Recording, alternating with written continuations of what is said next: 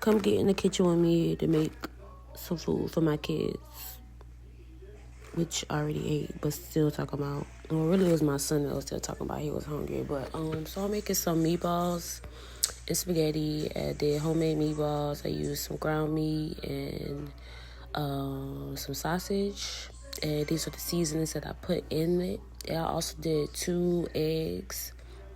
For my sides, I did sweet corn, and I also did some green beans, and I had a potato that I chopped up and peeled, and I put that in the green beans. For my meatballs, I just kind of like browned them on each side in some olive oil, and then I let it cook the rest of the way in the oven. I put it on the pan and I let it cook the rest of the way in the oven. Now, while it was cooking in the oven, I got me some tomato sauce, the mushroom Prego, and I heated it up. I added my own seasonings in it, some garlic powder, onion powder, Italian seasons, Tony, and I put some honey in it too. When the meatballs were done, I took the meatballs out the oven and I added the meatballs that were done now.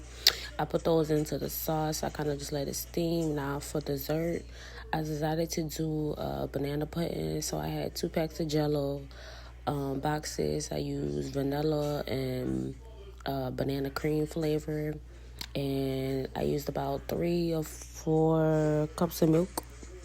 And I just stirred that up. And I was trying to make it as thick as possible by whisking it really, really fast. But I was like, let me just put it on the stove and let it thicken up the rest of the way. So while that was thickening it up the rest of the way, I was like, okay, let me go ahead and do my other little mixture. So I was like, I'm gonna put some cream cheese. So I did some no-bake cream cheese in it. Then I put some condensed milk, about 2 tablespoons of condensed milk. And then I mixed that up. I also did some nutmeg, just a pinch of nutmeg, some cinnamon, some vanilla extract, and sugar. I used the rest of that sugar that was in my cabinet. It was a little bit less than a cup, so I'm going to say it was like 1/4. So when the pudding was finished on the stove thickening, I also added that to the bowl. And I mixed everything up, making it thick and creamy like me.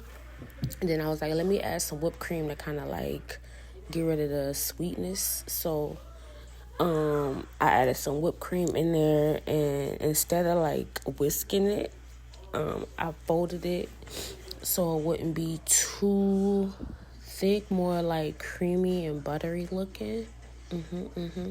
Now for my cookies, okay, so I really wanted the chessmen cookies.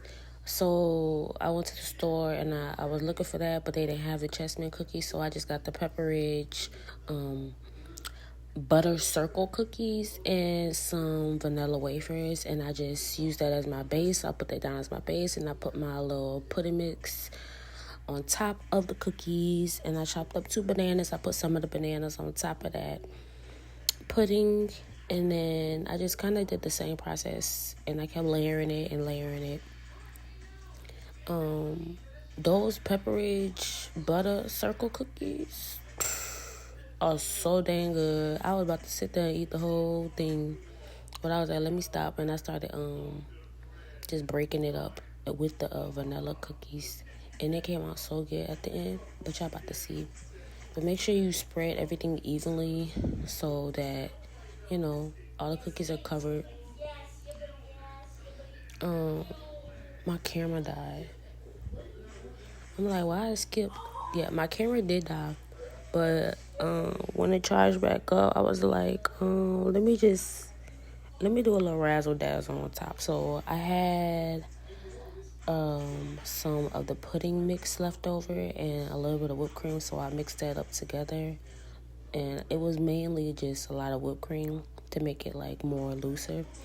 And I just put it in a Ziploc bag. I only had tiny Ziploc bags, so I put it in a tiny Ziploc bag, cut a little hole in it, and then I drizzled it on top.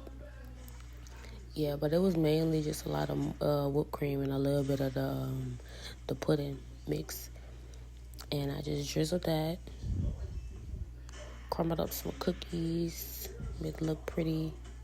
And this was everything at the end. This is how dinner turned out. I also I also did croissants. I put some croissants in the oven to go with the food.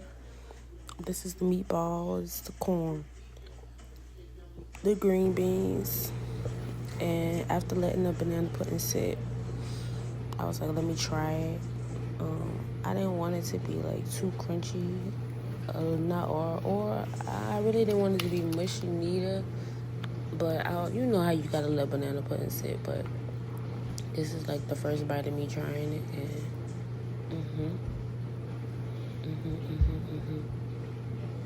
so good, so dang on good. Everything turned out so good. The kids liked it.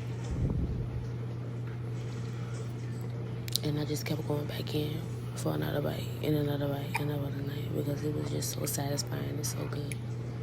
But yeah.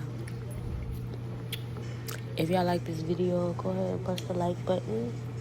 Yeah. Happy New Year.